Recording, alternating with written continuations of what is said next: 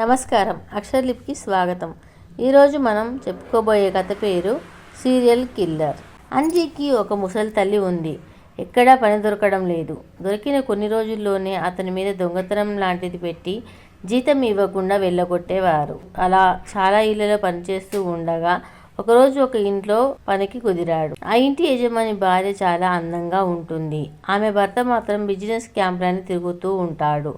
అందువల్ల ఆమె కోరికలు తీరక అల్లాడిపోయేది.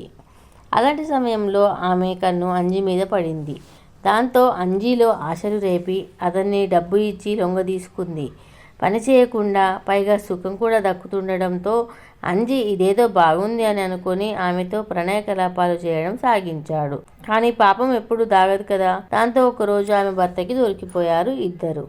అయితే ఆ మహా ఇల్లాలు అంజి తనని అత్యాచారం చేయబోయాడని తన భర్తని ఎలాగో నమ్మించింది. దాంతో అతను అంజిని అత్యాచారంతో పాటు దొంగతనం నేరం కూడా అతని మీద మోపి జైలుకు పంపించాడు. అతను జైల్లో ఉన్న సమయంలో తల్లి చనిపోయింది. తన పరిస్థితికి తన తల్లి చనిపోవడానికి కారణం ఆమెనే అని అంజి ఆడవాళ్ల మీద ఆశయం పెంచుకున్నాడు. పగతో రగిలిపోయాడు. కొన్ని రోజుల తర్వాత అతన్ని వదిలేశారు. అతను జైలు నుండి బయటకు వచ్చిన మరుక్షణం గుడికి వెళ్ళి వస్తున్న తనని జైలుకు పంపిన యజమాని భార్యని బెదిరించి ఆమె బంగారం తీసుకొని ఆమెను అనుభవించి అతి కిరాతకంగా ముక్కలుగా కోసేసి ఒక బ్యాగ్లో వేసుకొని రైల్వే స్టేషన్కి వెళ్ళి కదులుతున్న ట్రైన్ ఎక్కి రైలు వెళ్తున్నప్పుడు ఆ ముక్కల్ని ఒక్కో దగ్గర పడేశాడు. ఇక అప్పటి నుండి అతను ఒక్కో సైకోగా మారి ఒంటరి ఆడవాళ్ళని చంపుతూ వారి దగ్గర ఉన్న బంగారంతో జల్సాలు చేయసాగాడు. ఇలా వరుసగా జరగడంతో పోలీసులు అతన్ని వెతకడం మొదలుపెట్టారు. అతను అంజి అని ఎవరూ అనుకోలేదు. అంజి ఊర్లోనే రిక్షా తొక్కుతూ ఉండేవాడు. అతని మీద ఎవరికీ అనుమానం రాలేదు. దాంతో పోలీసులు ఈ సీరియల్ కిల్లర్ని వెతకడానికి ఒక బృందంలా మారి తలో దిక్కుగా మారువేషాల్లో వెళ్ళారు. అందులో కృష్ణ కూడా ఒకడు. అతను ఆ ఊరికి కొత్తగా వచ్చినట్టుగా వచ్చి అంజని పరిచయం చేసుకుని తనకి ఎవరూ లేరని రిక్షా ఒకటి ఇప్పిస్తే తొక్కుతూ బతుకుతాను అని అడిగాడు. ఆ సైకో కిల్లర్ని పట్టుకోవడానికి ఇదే కరెక్ట్ అనుకున్నాడు కృష్ణ. సరే అని అంజి జాలిపడి నా రిక్షా తీసుకో అన్నాడు. మరి నీకు ఎలా అన్నాడు కృష్ణ.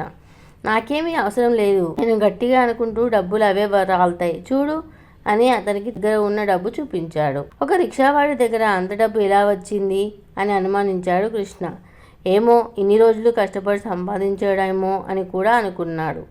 అయినా మనసులో మాత్రం అనుమానం పోలేదు. పోలీసు వాడికి అనుమానం రాకూడదు. వస్తే అది ఏంటో తెలుసుకునే వరకు నిద్ర పట్టదు. రిక్షా తొక్కుతున్నట్టు నటిస్తూనే అంజీని ఒక గంట కనిపెడుతూనే ఉన్నాడు. అలా ఒకరోజు స్టేషన్లో రాత్రి 8 గంటలకి ఒక ఆవిడ దిగింది. మెడలో నగలు బాగానే ఉన్నాయి, అందంగా కూడా ఉంది. ఆమె రిక్షా కోసం చూస్తుంటే కృష్ణ వెళ్తా అన్నాడు.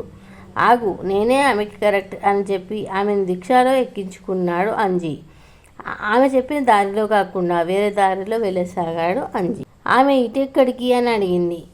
అమ్మ ఇది దగ్గర దారి అని అంటూ ఆమెను నమ్మించి తీసుకొని వెళ్ళసాగాడు. కృష్ణ అనుమానంతో మిగతా వారికి సమాచారం ఇచ్చి అంజిని ఫాలో అవ్వసాగాడు. అంజి ఆమెని పెద్ద తుమ్మ చెట్లలోకి తీసుకొని వెళ్ళి ఆమె మీద అఘాయిత్యం చేయబోతున్న సమయంలో ఒక్కసారిగా లైట్స్ అన్నీ వెలిగాయి.